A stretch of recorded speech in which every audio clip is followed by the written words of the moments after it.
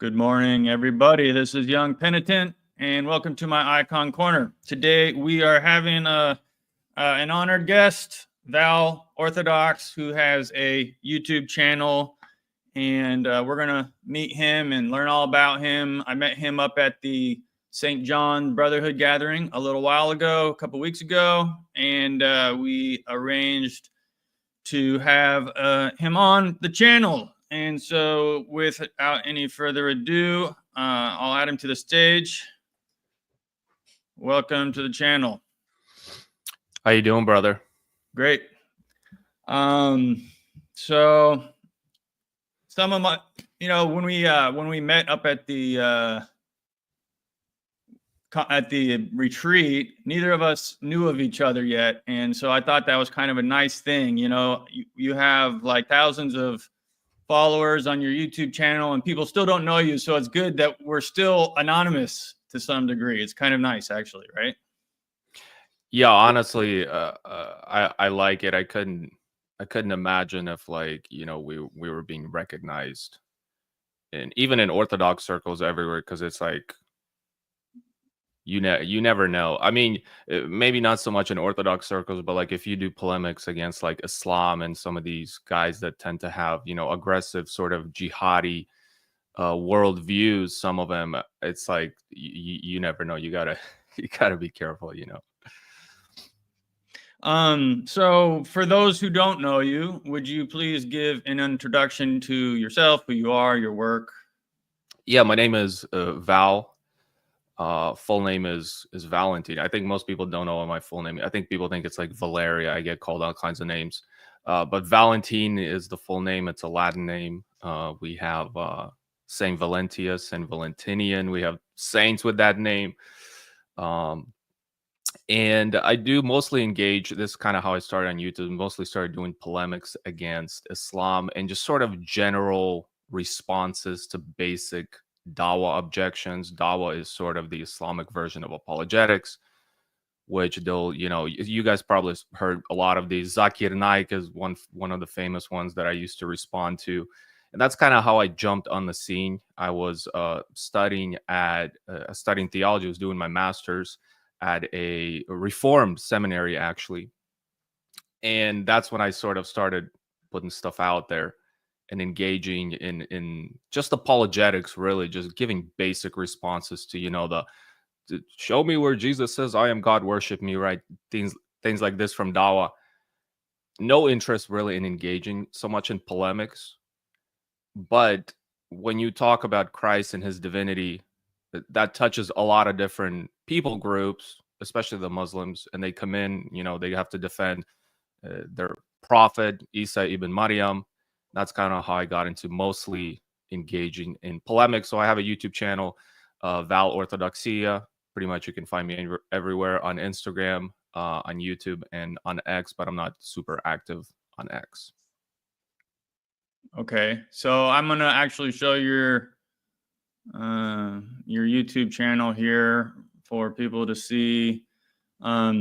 Is there maybe so here we are, and so yeah, you're doing mostly polemics with the Muslims, it sounds like. Is there like a short that you would recommend I share to the audience or something? I mean, do you want to hear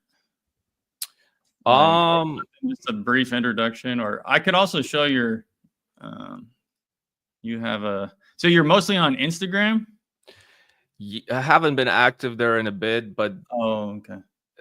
I do have about 20,000 on Instagram, so I have quite a significant audience there. I should probably be more active there with those people, but I'm mostly on YouTube these days. Mostly on YouTube? Yeah. Okay, gotcha. I guess, I mean, the debate clips, I have a bunch of debates on TikTok. I just don't really post them. There's some debate clips right there with Muslims. I guess maybe you can click on one of the short debate clips. The ones with, it says, the ones, click on the one, Muslim brings a hadith and gets cooked on it. I guess that's like a typical example of an interaction with sort of a layman Muslim trying to defend Islam. Book 92, Hadith 380. Can you read it word for word? The people of the book, Jews and Christians, right? It has Jews and Christian in parentheses. Just to read the Torah and the Gospel and the Hebrew, and then explain it to their own, to the people in their own language.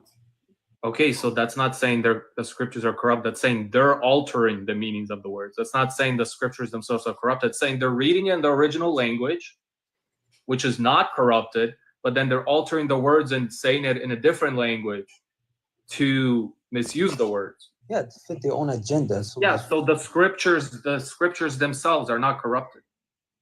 no, of course. I mean, the one that's sent by God are not corrupted. Okay, so the scriptures are not corrupted then, yeah? The one that's sent by God, for example.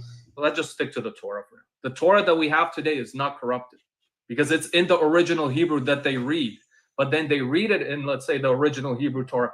And then when they're telling it to someone, then they're mistranslating. But the scripture itself is not corrupted. They would say this is what we have been taught, but they would Yes. alter the meaning of the words. There you go. They alter the meaning. So the scripture itself is not corrupted, but they're altering the meaning of it. Yeah. As in, like, they're interpreting it falsely, agenda. but the scripture itself is not corrupted. Okay, what? I think you misunderstood what I'm saying. I'm not. No, saying you're misunderstanding what the Hadith is saying. People are slow. They give any hard. Book 92. All right. Yeah, that's pretty typical. It's a lot of beating the same point because obviously people come in and they're like, no, with these presuppositions, my religion is true. And a lot of the conversations I have with people live, especially debate oriented, is really just like beating, like that's a short clip, but that was about 45 minutes of that same conversation. Like, and this is breaking down their own scriptures. We're going to their hadiths, right? They have their different hadiths, authentic to different various forms of authenticity. And I'm breaking it down. I'm like, listen to what it says, bringing in some of their scholars like Ibn Kathir, but like we get deep into Islamic theology there. And they're just, no, it's not. Well, no, it's just like trying to weasel yourself out of your own script. It's just crazy. So you'll go live and people come to your channel and they try to just have you just discuss with people basically. Yeah. I'll go live. I'll put up a topic. I haven't done it during Lent, so it's been a bit since I've done it, but and then people hop on, they want to have that conversation. There's a lot of Protestants recently kind of itching to have conversations with me, but the few times I went live before Lent, for some reason they didn't want to come up and have that discussion. So but yeah, essentially that's the format. People come up, bring an argument, and then we can discuss it. Yeah, it doesn't necessarily even have to be an argument, but usually it turns into some sort of debate. Okay. So you were recently baptized and you took the name Job, right? Yep, exactly. Now I kind of want to get your backstory before we start talking about your trip to Ukraine, because that's the main topic. You went and volunteered in Ukraine. Why don't you start with that? Job, that's an interesting saint. This is the Old Testament Job from the Bible, right? No, this is so this is not, which actually kind of plays into my background and my story. So I have sort of an interesting relationship with Orthodoxy, and it ties into my saint. So my saint is actually Saint Job of Pachayev. Oh, okay, who's a Western Ukrainian saint. That's where he was born, and that's where I was born. I was born in Western Ukraine. And the reason St. Job really sort of resonated with me, I came across his writings. I mean, I've known about his writings a long time ago before even coming into the faith, because he did a lot of apologetics against the Roman Catholics, or that's why there's a lot of Eastern Catholics in Western Ukraine right now, and the Protestants, right, during this time, during the sort of the 17th, 18th century. There was a lot of influence, right, from the Polish-Lithuanian Commonwealth, and then a lot of Protestants, like Lutherans, were trying to come in and evangelize Western Ukraine, and the Ukrainian people being Orthodox, and Saint Job just wasn't having it, so he wrote his apologias against these people, and he just really resonated with me because I'm like, that's what he's born where I'm from. It's what I'm doing. I'm trying to defend the truth here. So I was born in Western Ukraine in a city called Rivne, or Rovna would be in Russian. And Western Ukraine is interesting. It's still majority Orthodox. Most people are Eastern Orthodox, but because of the various influences, and it's been flipped around, right, between the different principalities, like I just mentioned, the Polish-Lithuanian Commonwealth, and then sometimes the Russian Tsardom. It has a quite a significant, right, Protestant presence, Eastern Catholic presence, especially like in Lviv. If you go to Lviv, it has like um, beautiful cathedrals. Then you go in, it's like a lot of like Eastern Catholic cathedrals.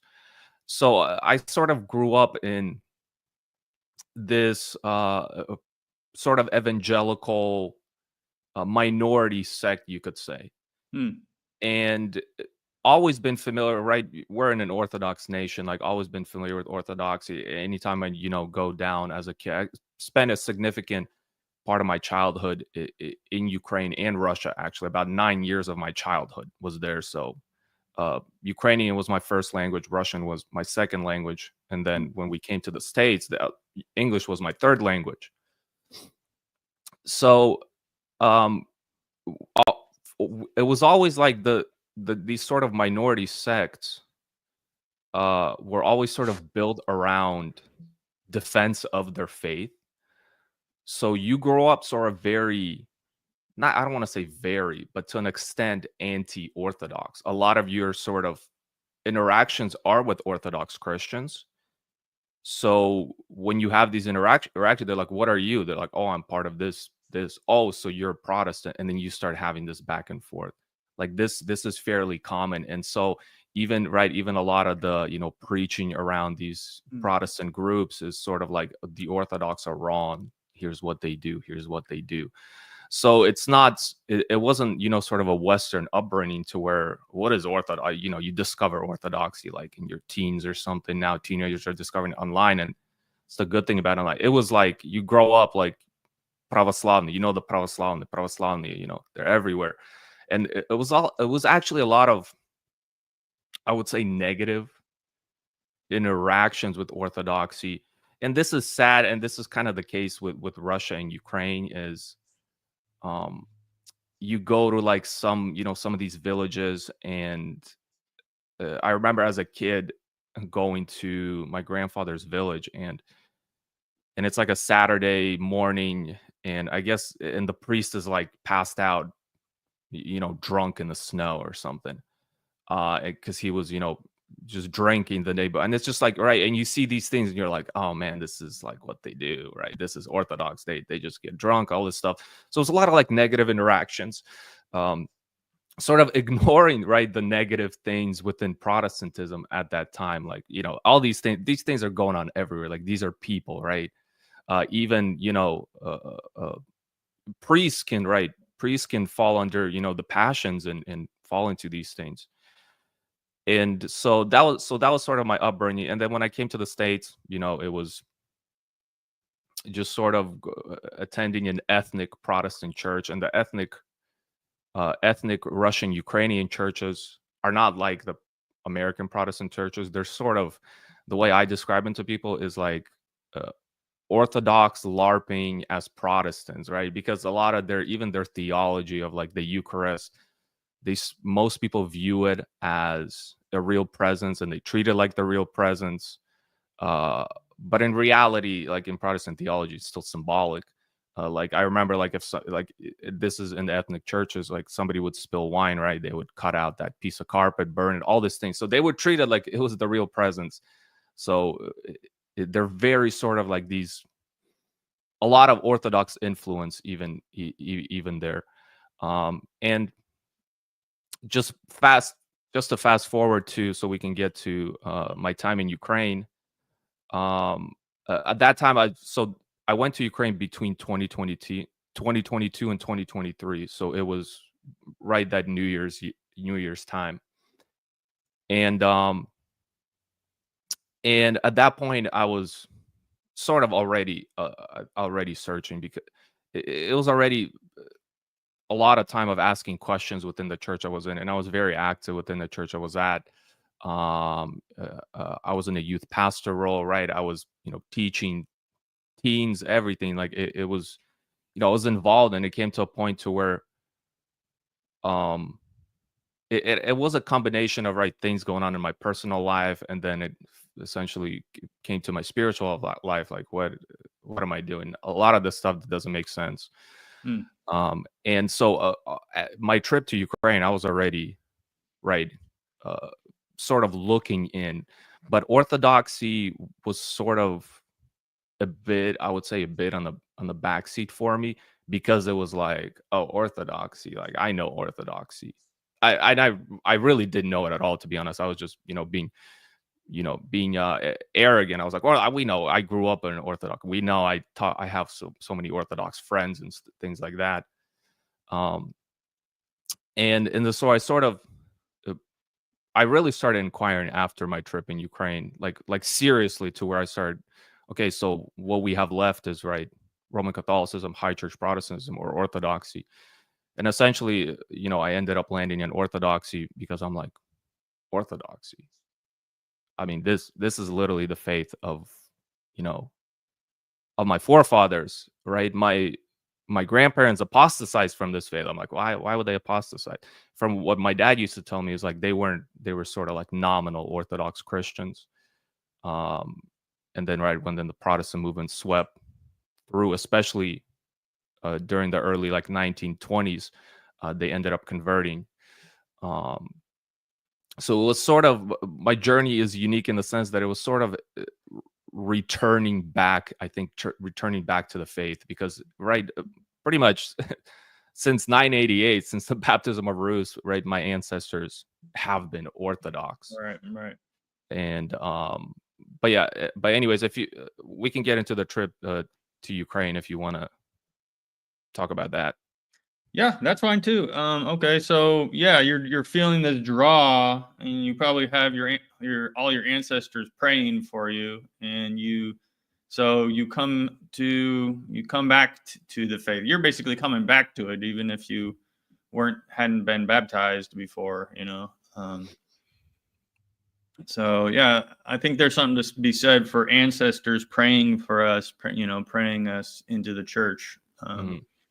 So we have so if you want to, we can, yes, we can pivot to your trip to Ukraine.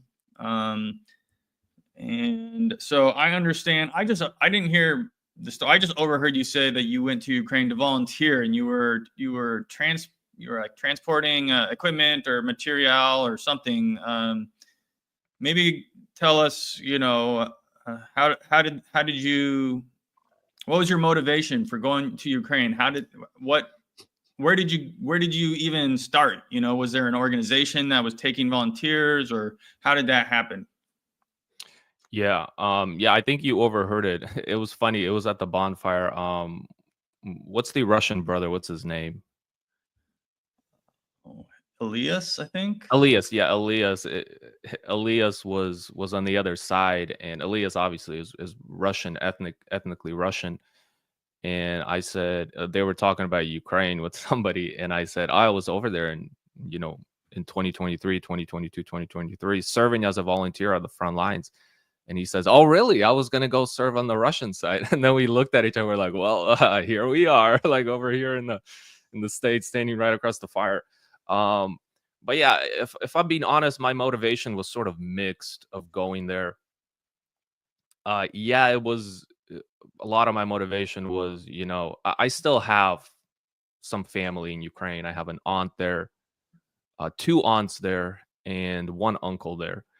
And so I have some cousins serving right now. Luckily, nobody in my family has, departed or passed away, but they are serving out there.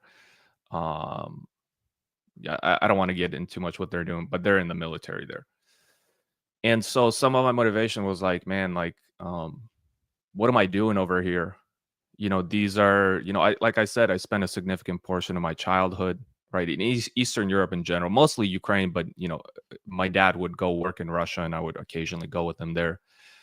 So, um, and the other one, I was sort of at a low point in my personal life, and I just like, I need a break from work, from being stuck in the matrix, from the corporate life. I need to go. And I was like, Ukraine, oh, there's a war there. Oh, perfect. A war, dude. Like, let's go to the front lines. And there was another a friend of mine who's from down south, from Georgia, Mark, and he was another guy who was at a very low point in his life as well at that point. He said, dude, come here, dude. This is where all the action is at. Like, come to Ukraine. It's wild here. Wow. And I said, sorry, what was that? I just said, wow. I mean, like a Yeah. cause. You're going for a cause, right? Yeah.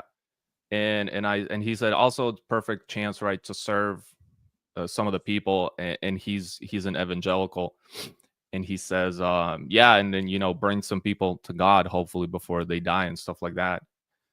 And so I got connected with the organization he was working with. It's a Ukrainian organization that takes on volunteers, and mostly most of the work we were doing was evacuations, and then the supplies we're not like delivering like military supplies. That's like, we wouldn't be allowed to do that. Okay. Like the hand warmers, like sometimes we would like take a truck out there or something to the front lines, and food and stuff like that to the soldiers and the people in those frontline villages in Donetsk, Kramatorsk, Slavyansk, all these eastern, Kherson, Nikopol, all these cities. And I'll get into like some of the adventures we had in these cities. I was there for just a bit over 2 months. I came back to the States in 2023 of March, like March 5th or 6th or something. So the motivation was sort of mixed. I was at a point, and when you're at a low point in your life, when you're just high stress, mentally you're not there, you kind of become careless, even when it comes, sadly, to your own life, right? You're sort of like, if I die, whatever, it is what it is. I think the only thing that was like, if I die, was like, oh, my family and my parents, so it's gonna suck for them. But yeah, so the motivation, I wouldn't say it was extremely positive, but a significant aspect of it was like, these are my people. I still, even though I was in the States already for like 22 years at that point, or 20 plus years, basically consider myself an American. I mean, when I'm over there, they're like, this American guy. So that was the motivation, and we got connected with, and I actually went with my cousin, but he ended up not going to the front lines because he's younger. I think he was 20 then. He's like 23 now, and his mother was like, you're not going to the front lines. But he was really just struggling spiritually, and he wanted to go and just sort of reset spiritually, I think. So that was the sort of the motivation, of going over there. And Did you just get a regular visa, or what was the paperwork you had to do, or you just go? Yeah, so the organization did everything for me. They did all the paperwork. They do like a volunteer paperwork. They submit it to the government, do the whole thing. So I didn't get a visa. But the way they do it is, obviously you can't fly into Ukraine. There's no flights, commercial flights going in and out. So I flew into Krakow, Poland, and then we drove down to Rzeszów, which is a city at the border. And then I took a bus all the way down to Dnipro. And then the organization is in a village near Dnipro. Dnipro is right by the Dnipro River. I don't know if you're familiar with the Dnipro River. Massive river going all through eastern Ukraine and goes all the way into Russia. And then it was a village called Znamenivka, and the people picked me up. It's about 30 minutes from Dnipro, which is a large city, and that's how it happened. So flew into Poland and then crossed the border.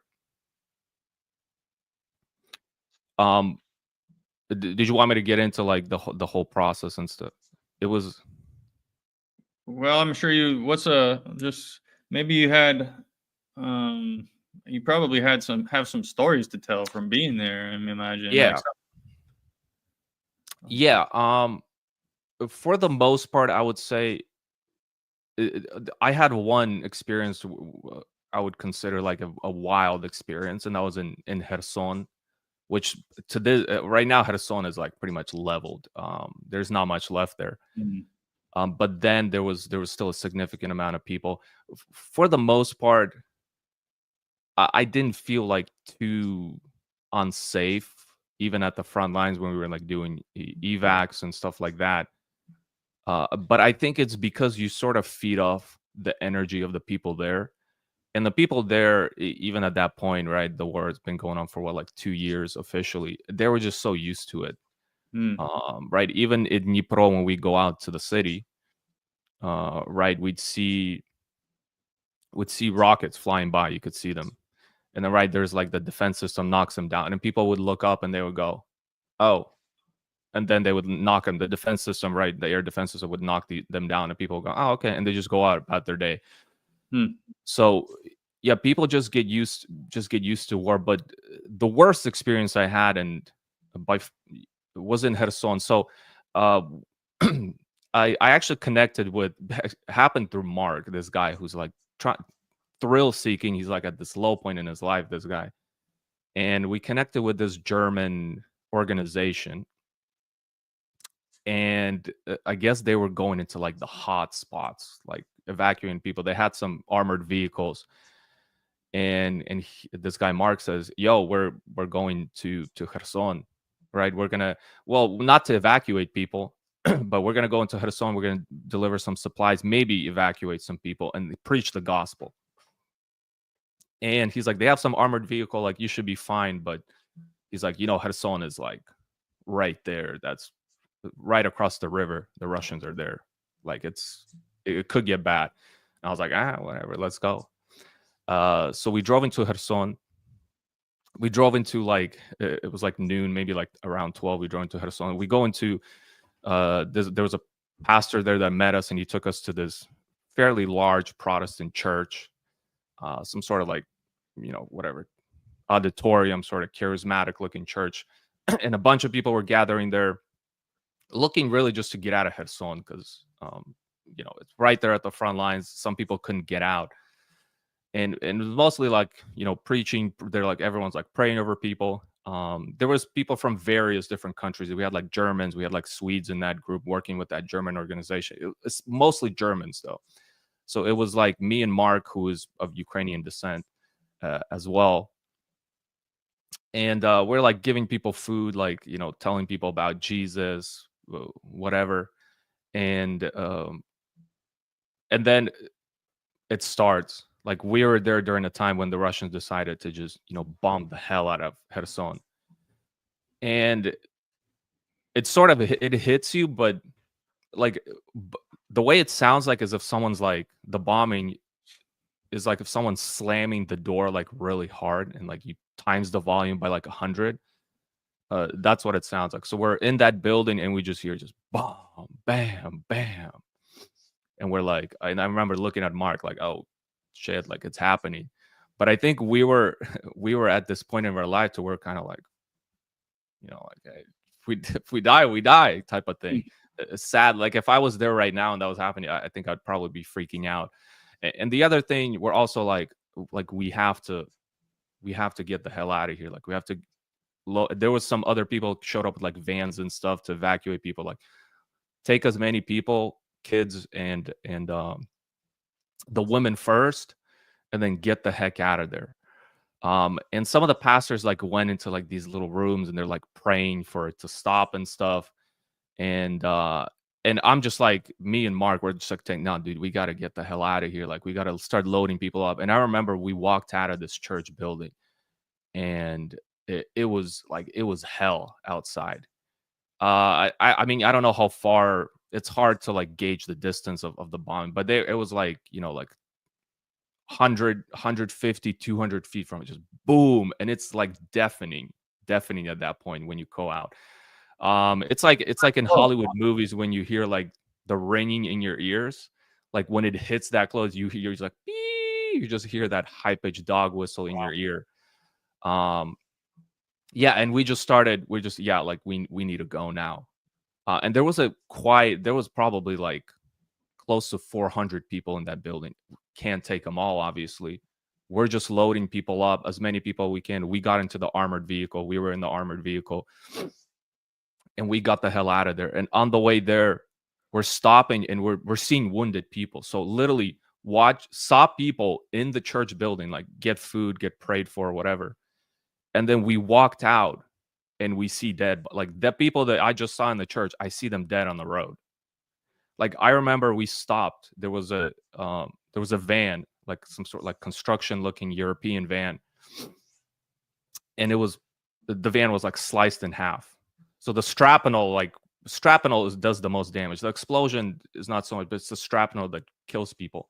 And I remember we had a German doctor with us, and he ran out because we were trying to, like, you know, attend to some of the sick or some of the injured that we're seeing on the road.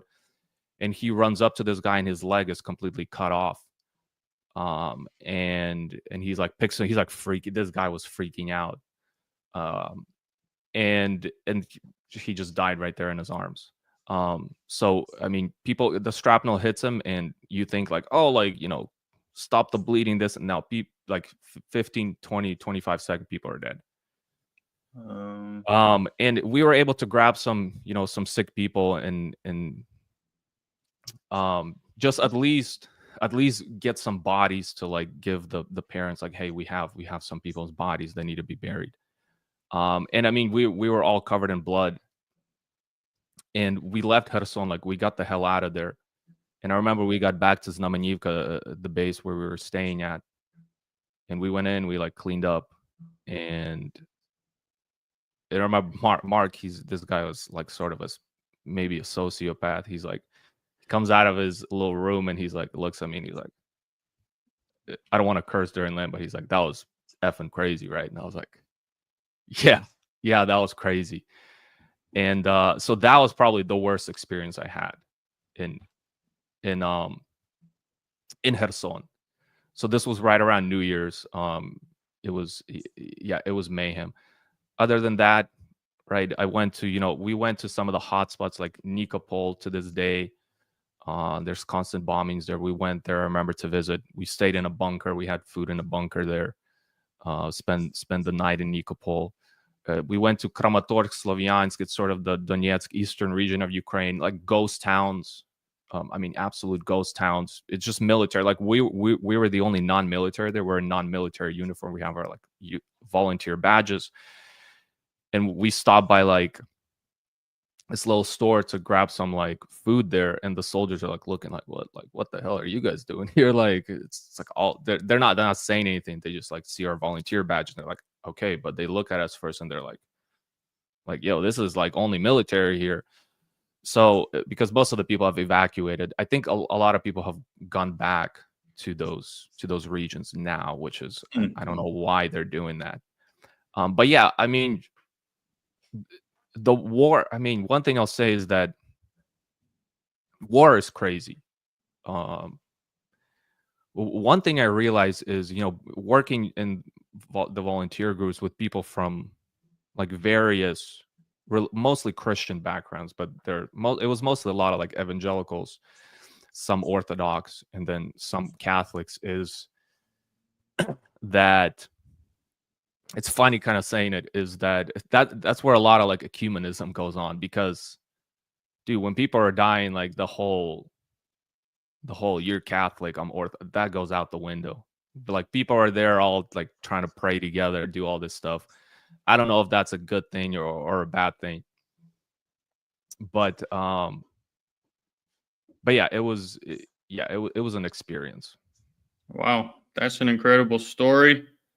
Thank you for that. So as of right now, as of this recording, we had Trump had a phone call with Putin this week, and he's trying to arrange a ceasefire. They didn't really get very far, I don't think. There was only a small concession made, but maybe a step in the right direction. Do you have a view, since you've been there? Maybe you have you might have a better, more of a realistic take on this. How do you see the conflict going? Are you hopeful for it to end?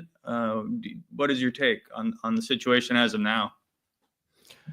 Yeah, I mean, I've sort of been out of touch with what's what's going on, like as far as like politically, if it's getting resolved or not.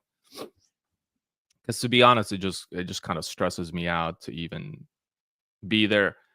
And also the other thing that kind of annoys me, and maybe you can speak to, you're part of Rocor, right? Yeah. Yeah, maybe you can speak to this as like it's not so much in person, but like the online sphere is very like geopolitically pro-Russian. And Sure. maybe it's because people feel the need to be like, I'm Rocor, so I have to be like pro-Russian or something. Um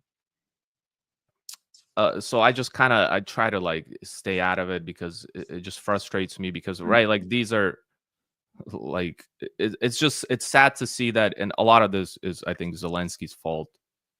Um Mm. is like the Ukrainian flag or the Ukraine has just become associated with like the left now, which is not true at all. Like if you go to Ukraine, like and like Mm. you're gay, like they're gonna beat you. Like it's very it's very much a conservative country. Mm. Uh like if you tell people you're gay, like people find out, they're gonna like beat the hell out of you. Like it's like that. So Maybe, oh, maybe we should do that. Honestly, it might, it might, yeah. it might help on it. I don't know. I don't know. I don't want to. Maybe I shouldn't say that. Because yeah, that kind of thing, you do need to like have a social reinforcement against. I think some, I don't know necessarily violence is how you want to do it, but Yeah. Um, it, so yeah, I mean, yeah, I am in Rocor, and I'll just first off, I'll just put this forward. We actually pray every liturgy for an end to the conflict. So that's in our liturgy, and so it's seen like overall, it's seen as very sad. It's a very sad situation that um we view it as the United States really we take it as in the United States fault almost, trying to, because it's a geopolitical advantage for Ukraine to fight Russia. They've been kind of goading, people can see perhaps uh, why maybe there's a justification why Russia would want to start the war. I can see that there is an argument to be made there. I also see the other side of why are you attacking Ukraine? But because in eastern Ukraine there was basically a war going on for almost a decade before the special military operation started.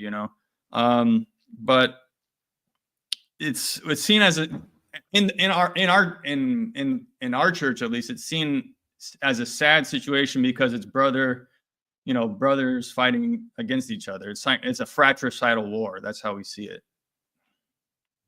Yeah, and I remember we did have that prayer at Vashan uh to end that conflict as well. So yeah, I mean yeah, obviously I want this war to end. Um how it's going to end, I mean, I would personally I just want people to stop dying, and maybe if it goes down to giving up that eastern land, then like so be it.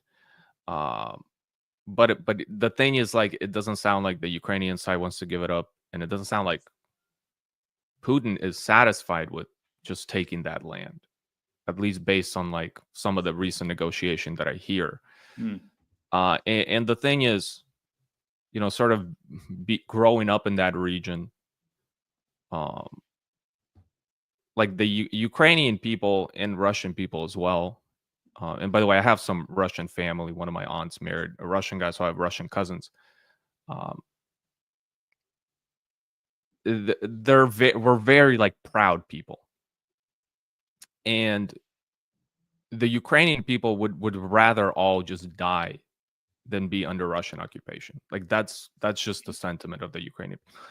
And at this point, I think it's just made made it worse. Like Russia, starting this military operation has increased that sort of just very anti-Russian, and just there's just a lot of distaste for just the Russian people.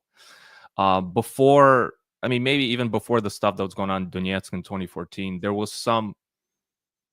I mean, even during the stuff, like the stuff that was going on in Donetsk, there was still like Russian was still like it's still spoken in major, I think, a lot in the East, but like Russian was spoken in the West quite often where I grew up, and there was this sentiment of like that we're like, yeah, we're a brother nation.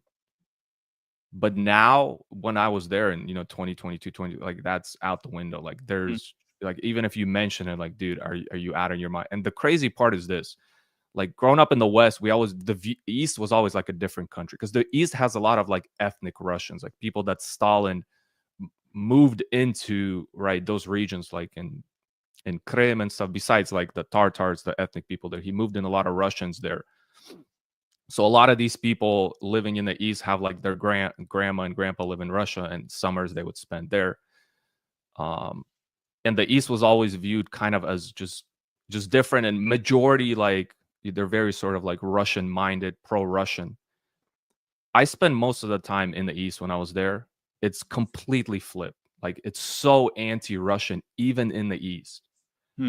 So the thing is, like, whatever this conflict has done, it's like it's only worse in relationships. Like I don't know what it's gonna take. I don't think at this point, like as a Ukrainian, I don't know if it's possible to even improve the relationships anymore between Russia and Ukraine, because that to me was shocking. Like being in Donetsk, especially.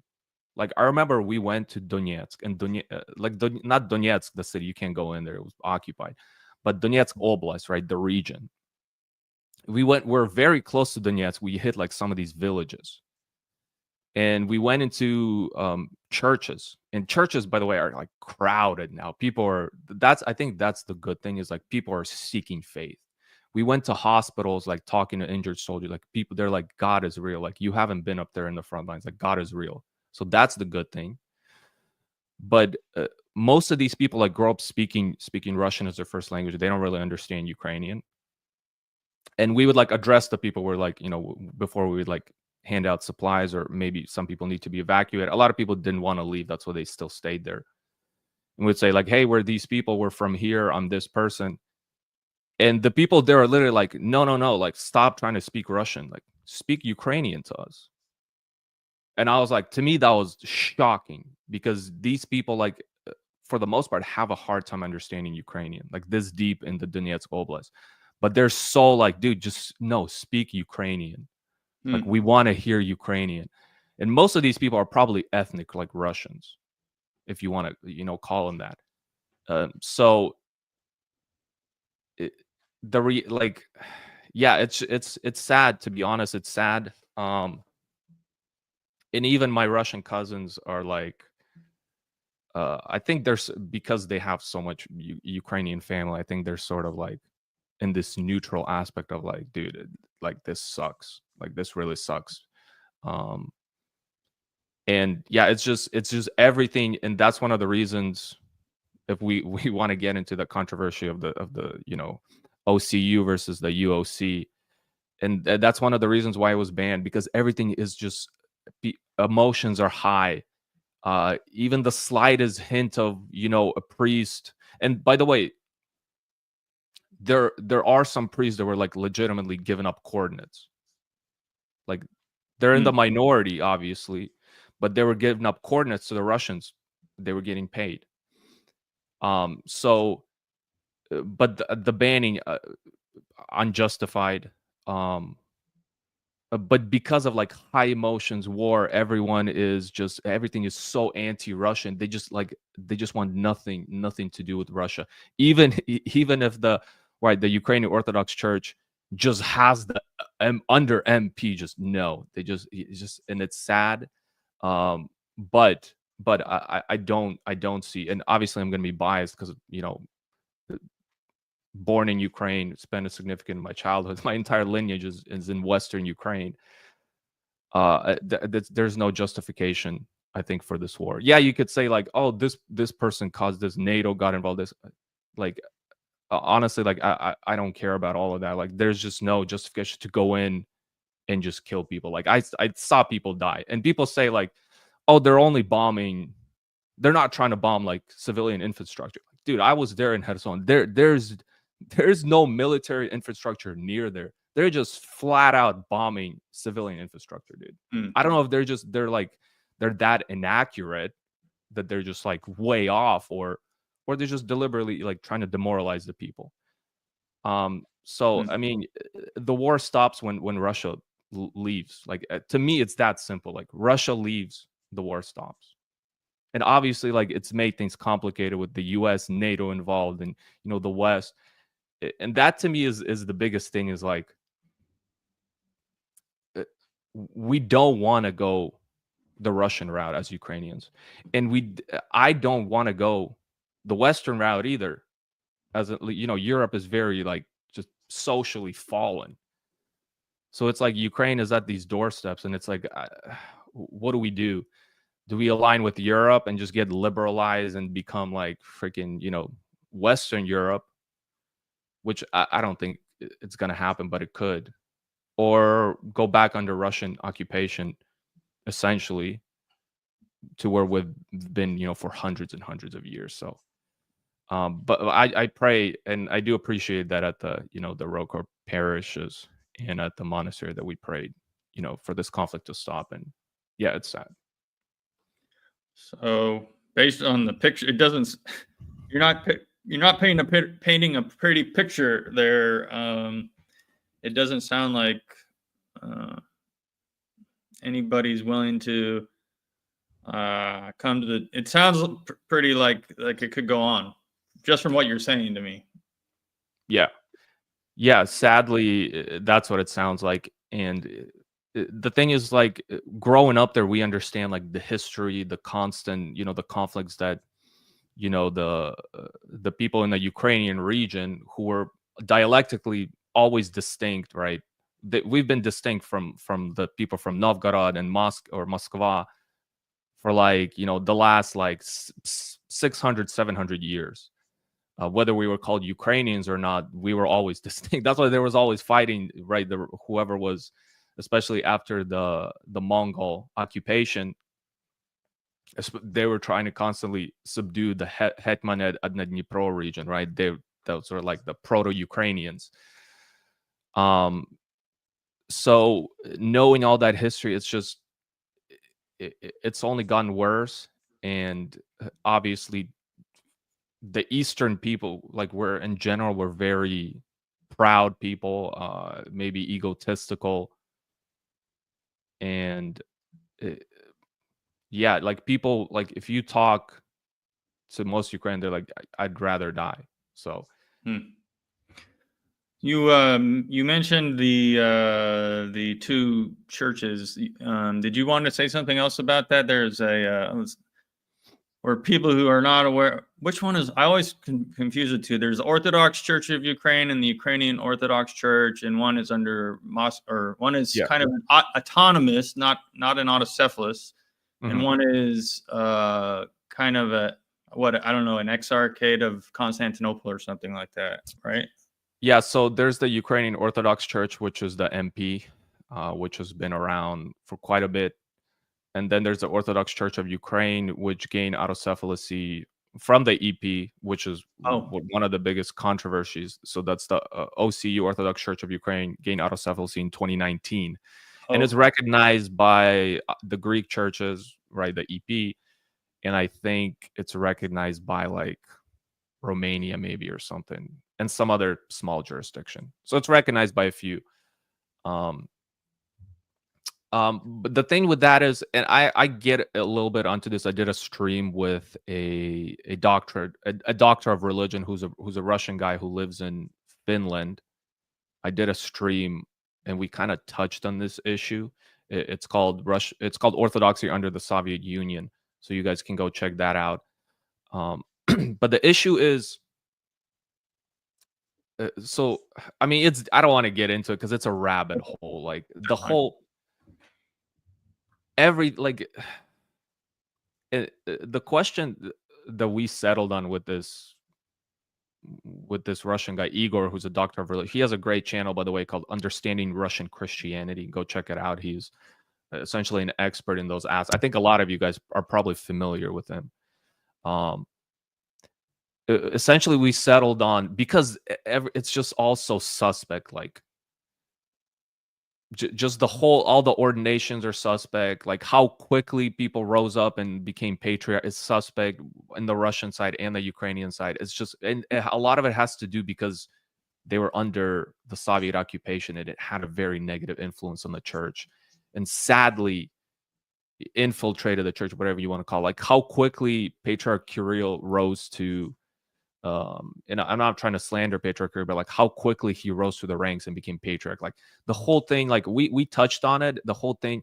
And one of the guys that ordained Patriarch Kirill is the guy that started the schismatic church in Ukraine, Filaria. The whole thing is just sketchy. And I think what we landed on is like, if all these, the unmarried clergy, like the bishops and etc., are sort of like suspect, because there's even in Russia right now, most people are sort of in submission to their bishops, but there's still like butting of heads between the married clergy and the unmarried clergy, right? Like you recently saw the guy stand up and sort of comment on Patriarch Kirill being too patriotic, and Patriarch Kirill sort of like shut him up, whatever. So that's always existed. But what we settled on is like, what is if the church is just like the leadership, then the church at some point was like in apostasy essentially in Russia then, right? Because popes or patriarchs, I don't know that you could say the church is the leadership, because every member, is... Yeah, that's what I'm saying. So that's what we settled on, is like the church is not just the leadership, like it's the people. It's the people. Because like Patriarch Sergius, right, like submitted to, right, that whole country, he submitted to the Soviet government, right? Like, so it's like, if it's just the leadership, and most of the leadership at some point was like in submission to this atheistic, godless government, it's like, but that's not just the church. The church is the people. But the whole OCU and UOC controversy is like, the controversy is like the EP had no right to grant autocephalusy without the other patriarchs' agreement. But even if like, and the issue essentially is these schismatic clergy that are part of the OCU, the schismatic church. Even if like there was an agreement to, because they said, okay, then ordain us, like reordain us canonically, and the EP said no. Like I said, you're granted autocephalusy, you're canonical, your ordinations are now canonical. And they say, well, nobody's recognizing us because they want us to get reordained like canonically, because they were ordained by schismatics, right? And but here's the thing, even renounce their previous confession, right, publicly. Yeah, exactly. But here's the thing, like even if they agreed to like a canonical reordination, Russia said no, we're not going to reordain you, we just don't want you there. There's only one church in Ukraine.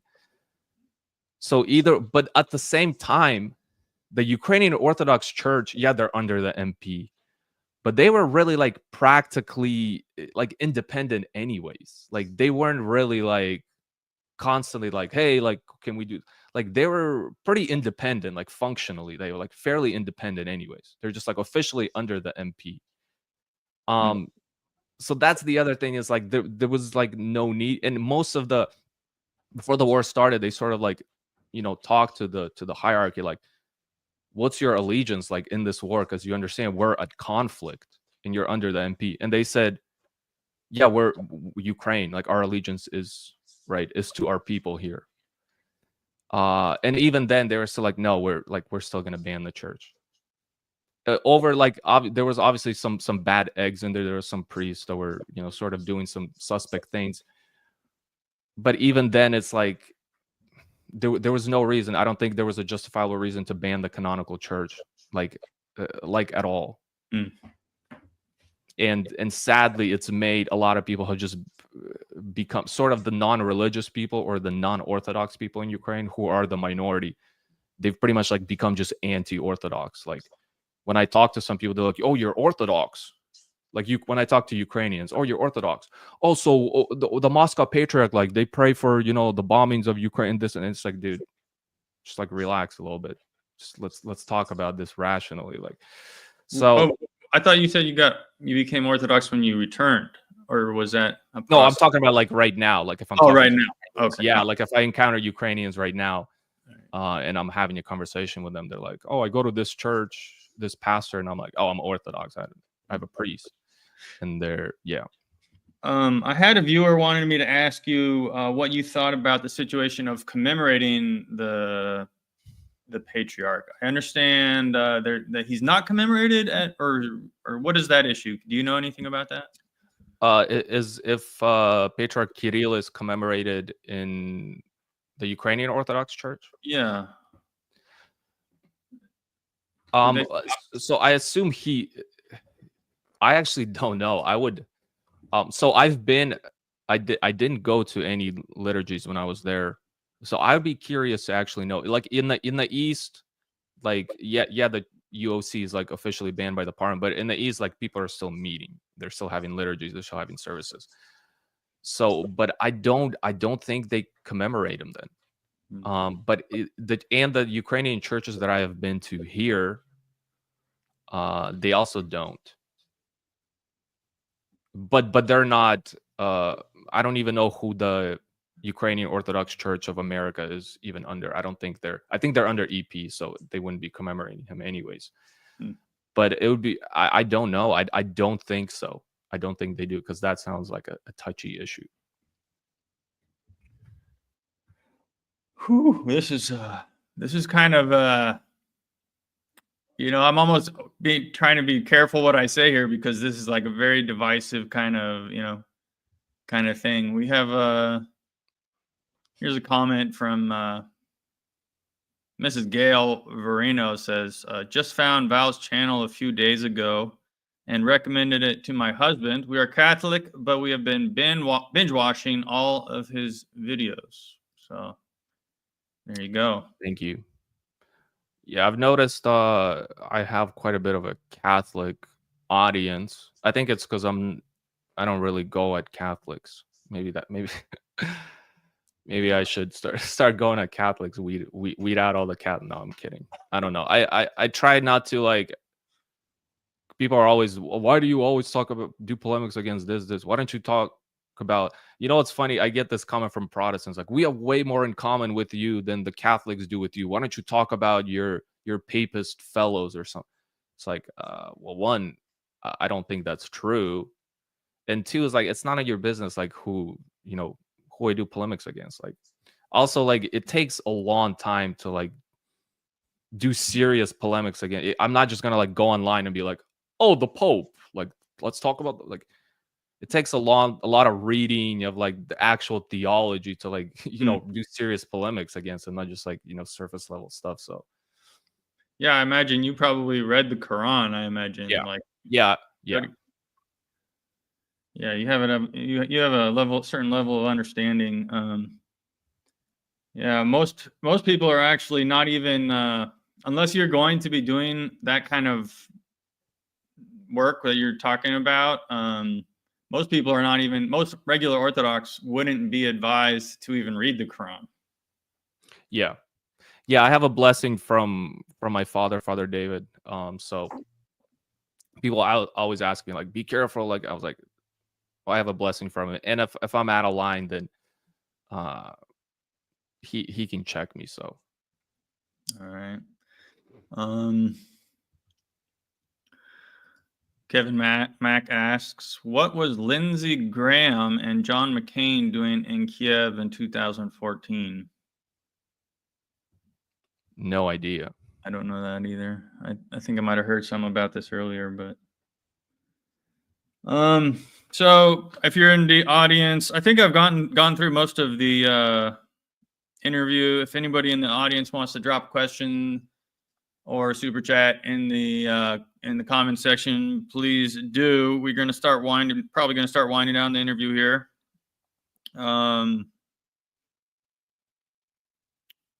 So this is, I mean, I'm glad that I got this chance to have a conversation with you, because we didn't really get to talk too much up there. It was kind of a whirlwind. We didn't get a lot of one-on-one time. So this is good. I'm glad. I feel like I know more about you now, kind of understand you as a person.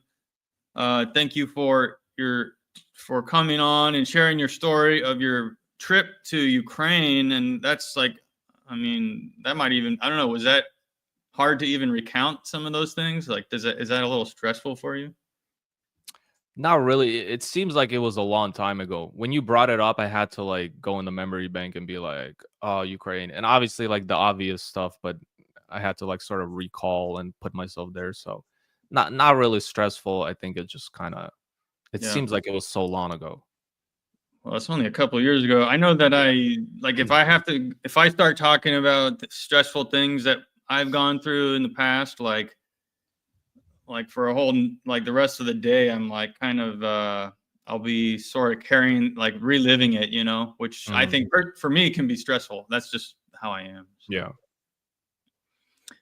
I don't know if you want to answer this question. Yelena Kernogitsky asks, what church does Valda go to? Yeah, I go to an Antiochian parish, so I'm part of the Antiochian diocese here in America. And we've got some people saying hello.